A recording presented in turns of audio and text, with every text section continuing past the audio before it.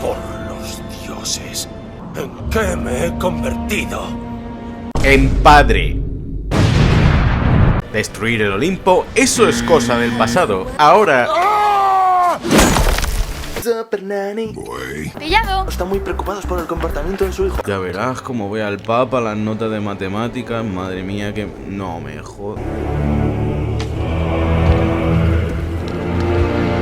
Kratos deberá enfrentarse a nuevas responsabilidades. Necesito berro amargo, ¿te importa? Es una flor blanca del huerto. Un puñado. Está bien. ¿Recoger flores? Soy el puto dios de la guerra. ¿Qué diablos hago recogiendo flores? ¿Puedes matar a algo tan grande?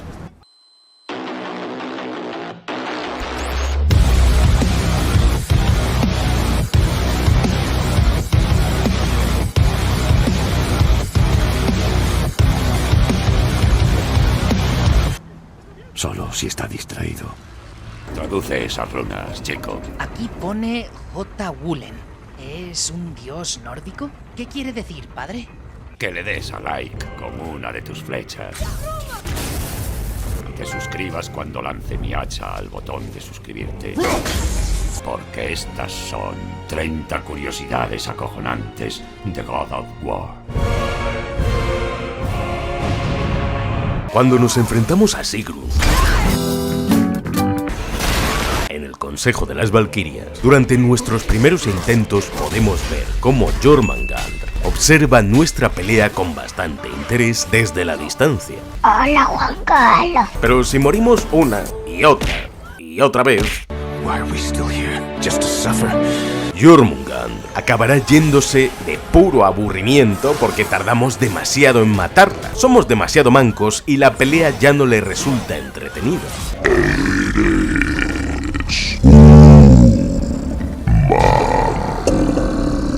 Cuando por fin reventamos a la reina Valquiria, podemos conseguir el pomo de retribución, que nos permitirá lanzar el hacha del Leviatán mucho más lejos. Si se lo lanzamos a la enorme serpiente, esta se girará y nos mirará en plan... Cagaste. ¿Papá? Adiós, chico. Padre, ¿a dónde vas? ¡Padre! Cuando Sindri nos lanza una manzana, Toma, cógela.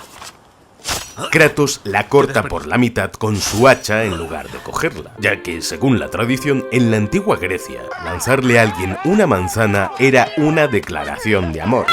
Y si la cogías es que estabas aceptando ese amor y confirmando que era mutuo. Por eso Kratos la corta. Lo suponía.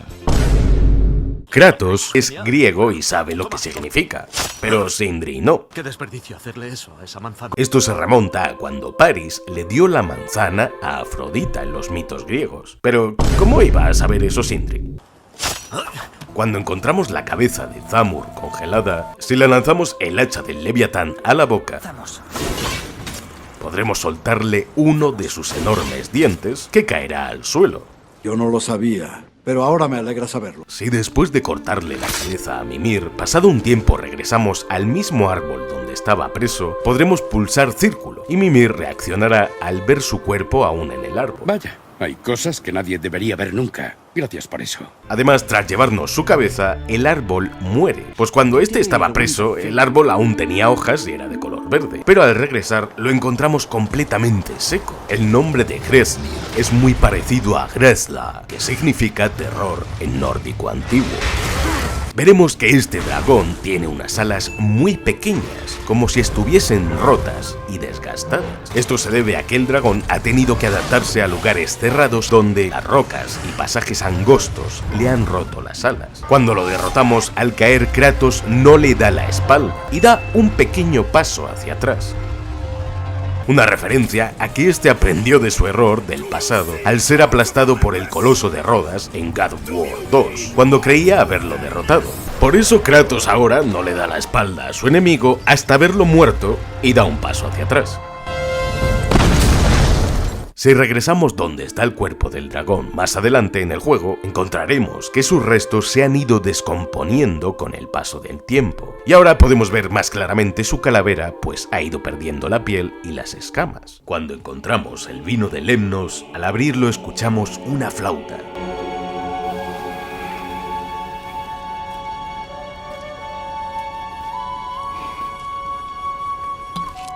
Esto es una referencia a la hija de Kratos, Calíope, que tenía una pequeña flauta que Kratos le talló, tal y como veíamos en este flashback de Chains of Olympus.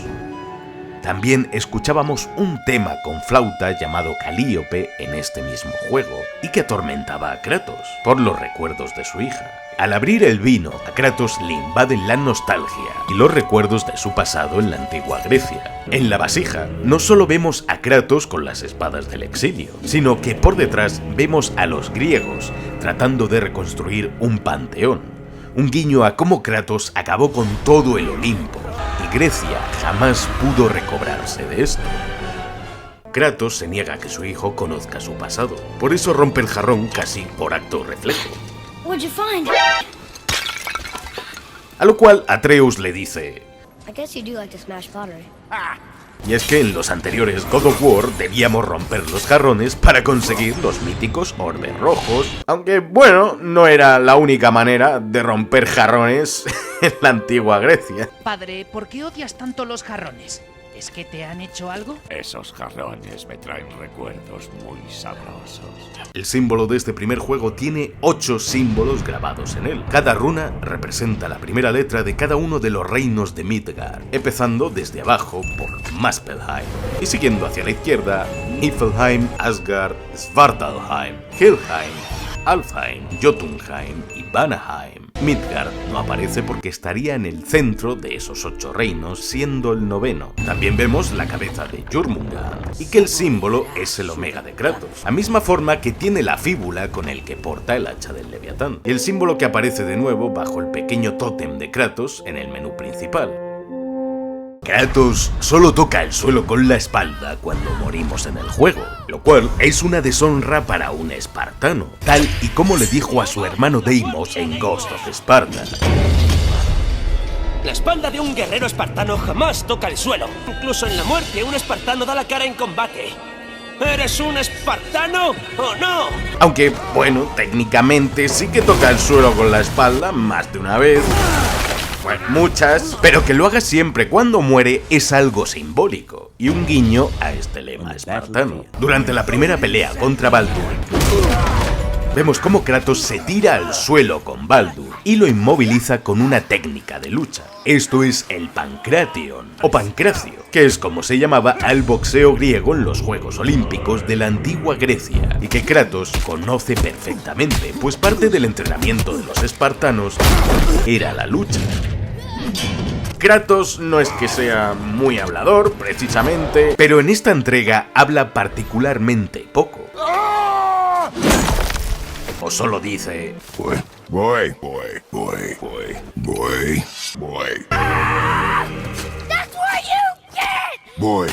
Kratos practica el laconismo, una forma de expresarse que nació en Laconia, donde estaba Esparta, y que empleaban los soldados espartanos para comunicarse. De hecho, Atreus lo trata como a un soldado más que a su hijo. También en anteriores juegos, Kratos estaba en su tierra natal y tenía frases más elaboradas.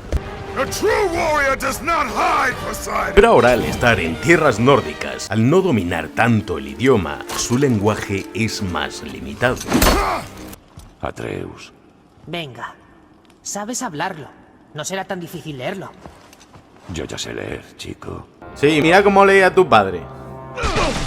Podemos coger la piedra que nos lanzan algunos enemigos y devolvérsela para dañarlo. También, si nos agachamos a recoger un ítem antes de recibir un golpe, lo esquivaremos. También cuando Atreus pasa corriendo, este puede aplastar sin querer a algunos de los animales que hay en el juego. Atreus tiene una cicatriz en la cara, cuya forma es exactamente igual a la marca de Kratos. De hecho, ambos la tienen sobre el mismo ojo. Kratos conserva la cicatriz que le hizo Ares en el otro ojo al llevarse a su hermano Deimos en Ghost of Sparta, y en el vientre la que le dejó Zeus en God of War 2, al usar la ira espartana. Podemos ver cómo la mayoría de músculos de Kratos se tensan al máximo. e incluso aparecen venas por la frente y todo el cuerpo a causa de la tensión. Cuando el efecto de la ira espartana termina, sus músculos se vuelven a relajar. No esculpí estos músculos con el objetivo de pelear. Trabajé en este cuerpo para hacer esto por mi amada. La historia de Kratos comenzó cuando este abrazaba su piel con las cadenas del pacto de Ares, y Atreus al comienzo se quema la mano al coger el cuchillo de su madre. Además, la venda que usa Kratos para curar al niño es la misma que recubre la marca de sus cadenas, y cuando Atreus se enfada por primera vez en el juego, lo vemos toser. Un signo de que el niño está empezando a enfermar por su naturaleza divina. Cuando Freya ve las flechas de muérdago que Sindri nos ha regalado, esta nos las quita inmediatamente y las quema, ya que el muérdago es la única cosa que puede herir a su hijo Baldur. Pero cuando vemos a Atreus por primera vez en el juego, lo que este sostiene en su mano y lo que le está enseñando a Kratos es muérdago. Mira, soy Loki, te lo estoy diciendo desde el principio, capullo. Planta cuyas hojas luego le vemos esparcir sobre los restos de su madre. De hecho, uno de los tatuajes de Atreus reza en nórdico, Jögnhag, que es mente tranquila. Pero Jögn también significa en nórdico antiguo red de pesca, y es que Loki es el inventor de la red de pesca en la mitología nórdica, la misma red que usaba Thor para atrapar a Loki cuando este huye de los dioses transformado en un salmón. Y el pez que saca Sindri de su bolsa es, casualmente, un salmón. Además saca un copes, una hoja egipcia. Y para colmo, en casa de Kratos hay una textura de un telar incompleto escondido con un símbolo que forma parte del emblema usado por Loki en los mitos. En el reino de Alfheim no hay sol. Si nos fijamos en muchos de los árboles que hay aquí, observaremos que ninguno es completamente recto ni apuntan hacia arriba, sino que se retuercen horizontalmente, apuntando siempre a la luz de Alfheim, ya que esta es la fuente de luz de este reino y actúa como si fuese el sol. Por eso los árboles de aquí son diferentes. En casa de Freya, si miramos detrás de esta tela, encontraremos colgado de la pared su manto de plumas. Estas no son sus alas de Valkyria, ya que según Mimir, Freya sigue buscando sus alas de Valkyria. She paid me a visit. What did you tell her? What little I know about where Odin may have kept her Valkyrie wings. Así que, ¿por qué iba Odín a esconder sus alas de Valkyria en su propia casa? Seguramente sea el manto de plumas que Freya usa en la mitología para convertirse en un águila, tal y como vimos en el tráiler de God of War Ragnarok. El collar que lleva Freya es el Brisingamen, el mismo que Loki le robaba en los mitos. Si ampliamos el collar, podremos ver en su interior grabado con runas nórdicas el nombre de su hijo Baldur. Otra muestra más del amor que Freya le profesa a su hijo, que está muerto. Según avanzamos en God of War, Freya va teniendo cada vez más y más tatuajes, que oscurecen su cuerpo, seguramente por la cantidad de magia Vanir que usa. El yelmo de cara Valkyria representa a un animal, el casco de Ýr representa a un oso, el de Geirdriful a un búho, el de Gondul a un buitre. Gunr lleva al de un cuervo, el de Hilder representa a un jabalí, el de Kara a un carnero, Olrun al águila, Rota el ciervo y el de Sigrun a un dragón. Cuando entramos en el interior de Jormungand, Atreus dice: I've never been in a giant's belly either. How about you, father? Y Kratos, en God of War 3, mataba a Cronos desde el interior del titán. También un guiño a cuando tuvo que adentrarse en el interior de la Hidra en el primer juego. Dentro de la serpiente del mundo encontramos una estatua de un lobo, que es igual a las que encontramos cuando luchamos contra el primer ogro. Una referencia a Fenrir, uno de los hijos de Loki y hermano de Jormungand. Y también encontramos restos de algunos edificios de Alfheim. Al llegar a la montaña de Midgard, vemos un rostro grabado en la roca, con una cicatriz en el ojo. Este podría ser el rostro de Kratos grabado en la piedra, pues tienen la misma marca del ojo. Lo que emana de la boca es el aliento negro, que se parece mucho al miedo y la corrupción que se liberaban de la caja de Pandora en God of War 3. En el tráiler original de God of War, cuando Atreus entra en la cabaña, vemos las botas de Hermes a un lado. Las mismas que llevaba el dios Hermes en God of War 3 y que conseguía Kratos. Pero si miramos al fondo también veremos el escudo de Helios, que aparecía en el mismo juego y que conocimos como el escudo del sol en Chains of Olympus. Eso que oímos es Baldur llegando en su dragón. Antes de pelear contra él, Kratos le dice a Atreus que se esconda. Y al final del juego, Kratos, en lugar de pedirle a Atreus que se esconda, le dice que coja su arco, porque ya ha demostrado ser capaz de defenderse solito y que puede luchar a su lado. Justo cuando Kratos va a sacar a Atreus, podemos ver el cacho de tela donde Kratos esconde sus viejas espadas del caos, que es la misma tela de la falda que usaba Kratos en la trilogía original y que también lleva Atreus en su cintura. Baldur dice: creí que eras más grande, ya que creía que Kratos era un gigante, en concreto Farboti, tal y como vemos en los murales de Jotunheim. El actor Christopher Judge, que pone voz a Kratos, rompió en lágrimas durante la grabación de esta escena la primera vez. You cannot change. You will always be a monster. I know. A lot of this performance, for me, is a love letter to my kids. It's an apology.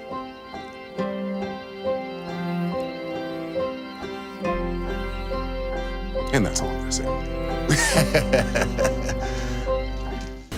Atreus le pregunta a Sindri: So how come Brock's blue and you're not? Boy. Oh, it's fine. Very good question, actually. You see, my brother's not as careful as I am. In fact, he prefers to work with metals using his own bare hands. Y su respuesta tiene sentido, porque siempre que vemos a Brock forjando, este lo hace con las manos desnudas, sin ningún tipo de protección. Esta enfermedad existe y se conoce como argiria, donde el consumo de plata coloidal puede afectar a las células de la piel y teñirlas de color azul. Sindri siempre lleva guantes porque tiene misofobia, miedo a los gérmenes y la suciedad.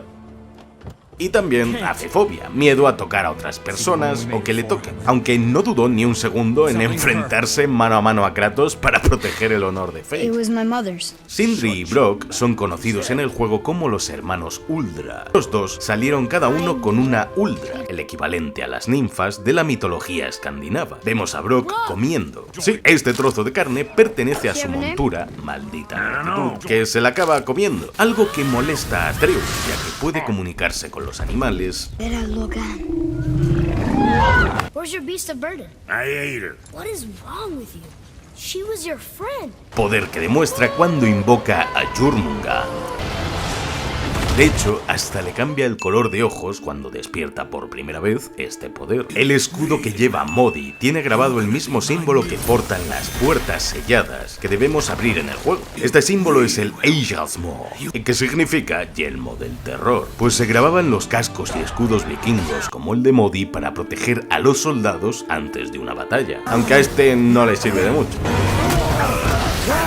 Tras acabar con Magni, Modi dice: lo dice con incredulidad, porque Magni y Modi son de los pocos dioses que sobrevivirán al Ragnarok, según la profecía, y que ellos ya conocen. Es por eso que aquí Modi se da cuenta de que Kratos es capaz de cambiar el destino, y por eso se asusta tanto. De hecho, cuando Atreus insulta a Sindri, la tormenta que escuchamos de fondo es provocada por Thor, dándole una paliza a Modi, a quien encontraremos poco después magullado por los golpes de su padre. Y cuando Modi muere, al caer deja un rastro de sangre en el acantilado. No como Baldur, que nos dedica este bonito gesto. Pero al menos Atreus luego se disculpa con Sindri. I'm sorry for how I spoke to you, Sindri. You forgive me? Already have. En Helheim podemos ver cómo Kratos y Atreus tiemblan de frío debido a las bajas temperaturas. Y es que Mimir ya nos lo advertía. Not even Odin can survive this. El águila de Helheim es Hrisvilgir, que aquí también tiene 4 alas como en la mitología nórdica. Cuando tratamos de huir de este reino, vemos al águila aletear, ayudándonos a crear las corrientes que elevan el barco. En la tienda de Brok, en el Lago de los Nueve, encontramos un escudo que tiene una cabeza de medusa, en referencia a Medusa, de War, y al escudo de Perseo. Las manzanas de Idun que encontramos y que aumentan nuestra vitalidad son las mismas que en la mitología nórdica custodiaba la diosa Idun. Y es que estas manzanas eran las que otorgaban a los dioses su eterna juventud. El tatuaje rojo que cruza la espalda y hombros de Baldur significa maldito, en referencia a cómo Freya, creyendo proteger a su hijo, lo hizo invulnerable, condenándolo a no sentir absolutamente nada el resto de su vida. Por lo que Baldur, en lugar de sentirse bendecido, se siente maldito. Y en su pectoral izquierdo leemos la frase Ek Daudi, yo soy muerte, ya que la muerte de Baldur es la primera gran señal del comienzo del Ragnarok, es decir, la muerte de muchos otros dioses. Y en su abdomen leemos, las Nornas tejen más allá de este vínculo. Las Nornas son las deidades del destino en la mitología nórdica, y son completamente independientes a los dioses. Ni el mismísimo Odín podía influir en las decisiones de las Nornas. Así que este tatuaje de Baldur va dirigido a su padre, Odín, quien está obsesionado con el destino y con evitar el Ragnarok. Y es un coleccionista de profecías, pero claro, el objetivo es el control. Control del futuro, control de su destino. Cuando Baldur muere, podemos ver cómo le cae un copo de nieve sobre la mejilla. Y Baldur dice... Un final muy triste, pues la flecha de muérdago de Atreus le hizo sentir todo por primera vez. Y al morir, este se alegra por poder sentir la nieve por primera vez. Este primer copo de nieve marca la llegada del Fimbulvita, el preludio del Ragnarok, es decir, un invierno tras otro sin descanso. Al terminar el juego, si volvemos a casa de Freya, escucharemos esto. ¿Es buena idea regresar aquí? Seguramente ella estará ahí planeando tu fin, hermano. O reviviendo a Baldur, como lo hizo contigo, Mimir. Sigo muerto. Nunca volveré a ser lo que era. Ella no querría esto para su hijo. Además, la Freya de God of War Ragnarok lleva el medallón que llevaba Baldur a su espalda y que debió recoger del cuerpo de su hijo al final de esta entrega. En Muspelheim, si observamos los pilares en llamas que iluminan la zona, veremos que son las mismas columnas que usan los trolls como armas en el juego. Al contemplar muchas de ellas, en el modo foto encontraremos mensajes ocultos en runas nórdicas, que dadas la vuelta forman palabras como Kratos, God of War, Eric y Troll, seguramente un guiño a Eric J. Valdés, que se encargó del diseño de los trolls en el juego. ¡Ahora me llaman! ¡Soy un trolazo! Mimir llama a Thor un adelanto de la fisionomía de Thor en God of War Ragnarok. A partir de hoy, gordito, estás a dieta. Además menciona que la serpiente reconoce a Atreus. Solo dijo que el chico le resultaba familiar. ¿Yo? Imposible. Referencia a que Jormungand es hijo de Loki. Al entrar en la luz de Alfheim, Kratos tiene unas visiones que lo sitúan en el mismo puente de Jotunheim al que llegaremos al final del juego. Durante una de las conversaciones en el bote, Mimir nos da pistas sobre su procedencia de tierras célticas y cómo cambió su nombre. A fairy king's errand boy and unofficial jester. My mates and I had the run of the forest. Good fellows they called us. But as long as our lord was kept amused, we were spared the consequences. Que Mimir diga Goodfellows confirma que en realidad Mimir antes era Robin el Bueno, es decir, el hada Puck, y uno de los principales personajes de la obra de Sueño de una noche de verano. Las runas nórdicas que rodean el marco de la puerta de la cabaña de Kratos rezan una luz para cegar a las mentes indignas. No deja de ser un recordatorio de los hechizos protectores y marcas que dejó Fey por todo el bosque para proteger a Atreus. Además, todas las marcas amarillas que vemos cuando escalamos durante el juego y que guían todo nuestro camino son marcas dejadas por la magia de Fey, que ya predijo cada paso de nuestro viaje, tal y como luego comprobaremos en los murales de Jotunheim. Padre, ¿y tú cómo conociste a madre? En un minijuego. Cuadrado, triángulo, X, círculo, joystick, izquierdo, triángulo, hasta que la maté. Si justo cuando vamos a hacer una ejecución se interpone la valquiria contra la que estamos luchando, podremos matarla de un solo golpe. Si golpeamos repetidas veces el aire con un combo de nuestro hacha, Atreus dirá: Are you exercising? Are you talking to me? Thought you didn't like my tongue.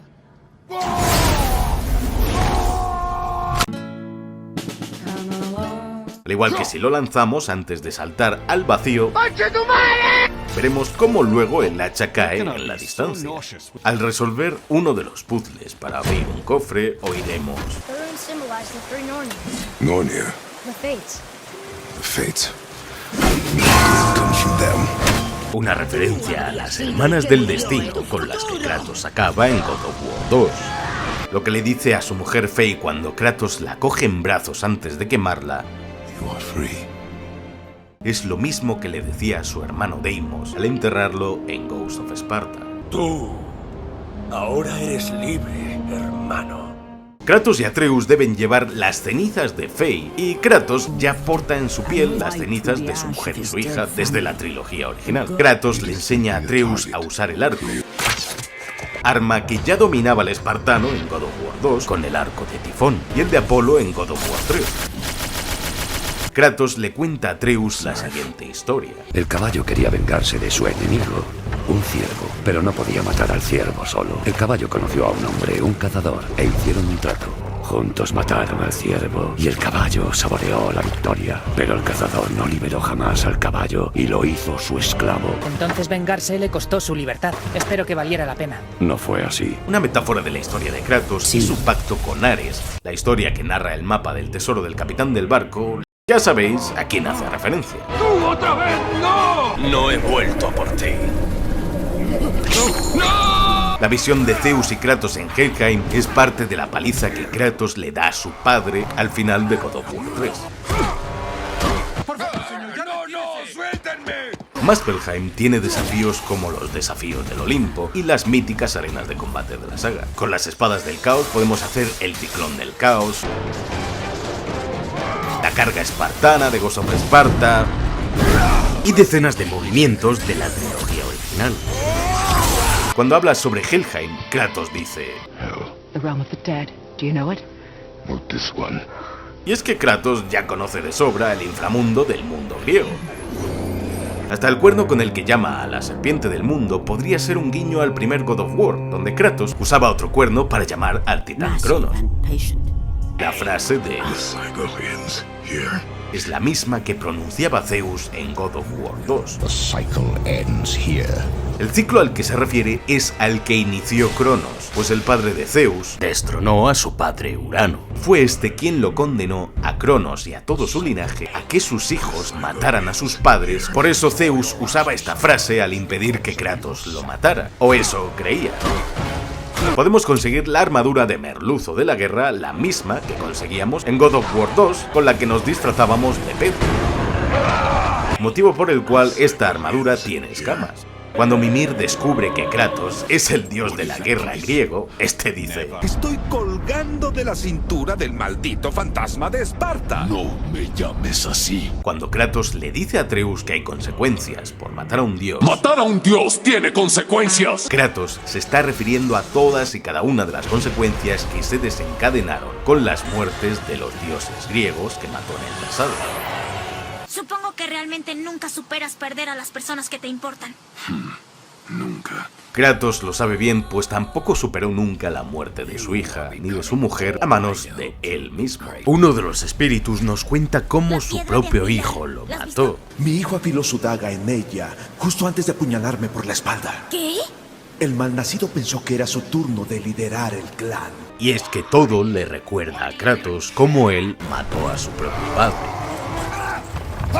Tenemos un ganador. Ese era el cofre número 1000. Enhorabuena, fantasma de Esparta, porque has ganado un micrófono Immers GV60 de MSI, que es el mismo que he usado para grabar mi voz en este vídeo y decir.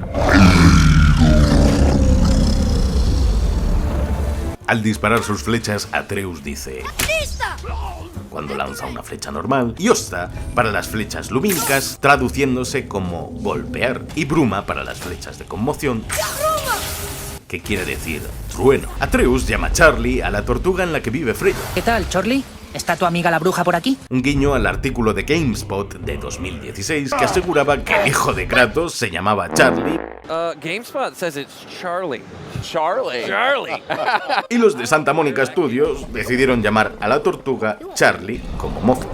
En la parte trasera del bosque salvaje encontramos una cámara de Odín, pero en concreto hay una puerta que no podremos abrir de ninguna manera, que permanece siempre cerrada. Detrás vemos unas escaleras, pero poco más se sabe de esto. Mucha gente cree que la serpiente del mundo habla en inglés y dice...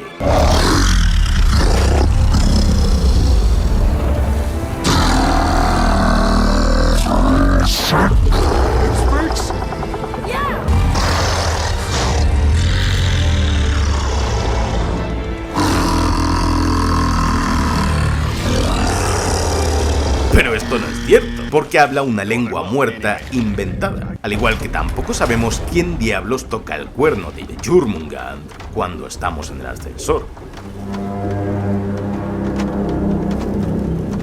Somebody just called the serpent. Durante varios momentos del juego vemos cómo Kratos trata de agarrar el hombro a Atreus para reconfortarlo. Pero no se atreve, porque Kratos como padre no se siente preparado. Un tío que ha matado a Cronos no se siente preparado todavía para ser el padre que Atreus necesita, hasta que por fin lo hace. De hecho, no llama a Atreus hijo hasta llegado este momento. Atreus miente a propósito a su padre cuando le dice que no ha visto las visiones de Helheim. What old man?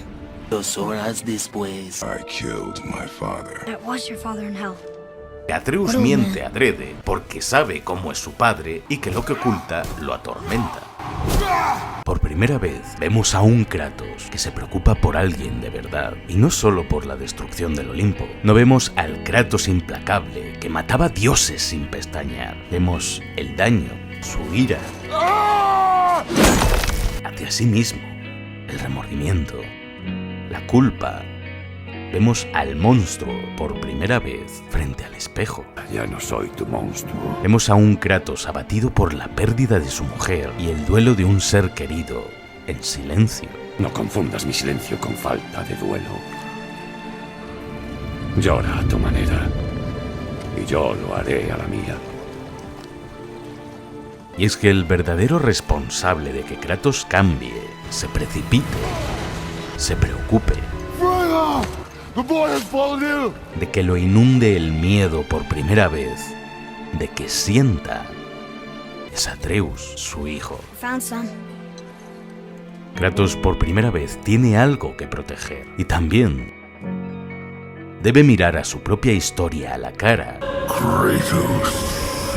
para aceptar todo lo que ha sido y lo que hizo, para poder ser libre de ese pasado del que tanto se avergüenza. Pero es la naturaleza de Loki, tan cambiante e imprevisible, lo que empuja constantemente a Kratos a tratar de ser mejor. Porque evitando que su hijo siga sus pasos, ¡matar a un dios tiene consecuencias! Kratos logra al mismo tiempo salvarse a sí mismo. Y es en esta mitología nórdica donde Kratos ve a cada paso hijos que matan a sus padres.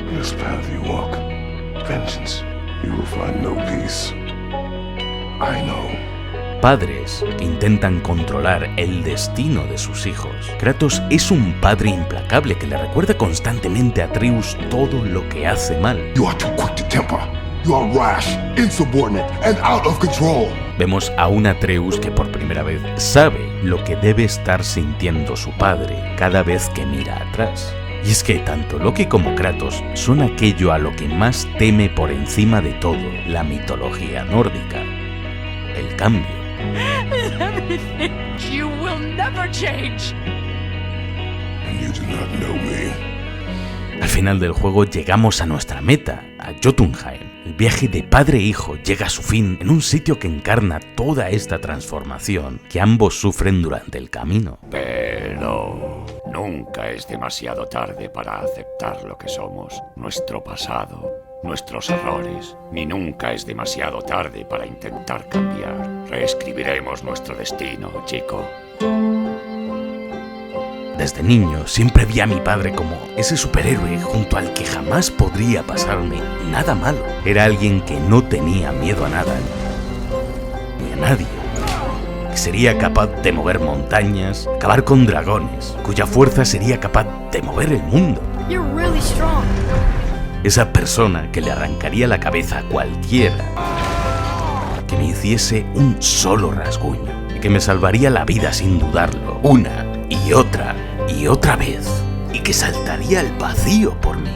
Pero ha sido al crecer cuando me he dado cuenta de que en cada uno de esos momentos mi padre estaba aterrado, de que tenía miedo, que actuar con valor significa hacerlo pese a estar cagado de miedo, y que nunca quiso que fuese como él, sino mejor. Con los años te das cuenta de que los padres envejecen y que por desgracia no serán siempre eternos, por mucho que queramos.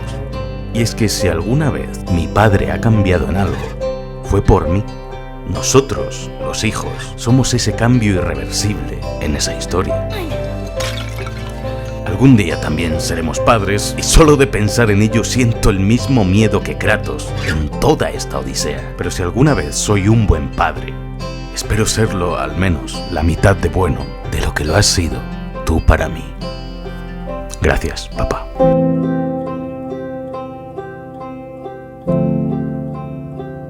Dale a like por esos padres tan increíbles y suscríbete para más vídeos así.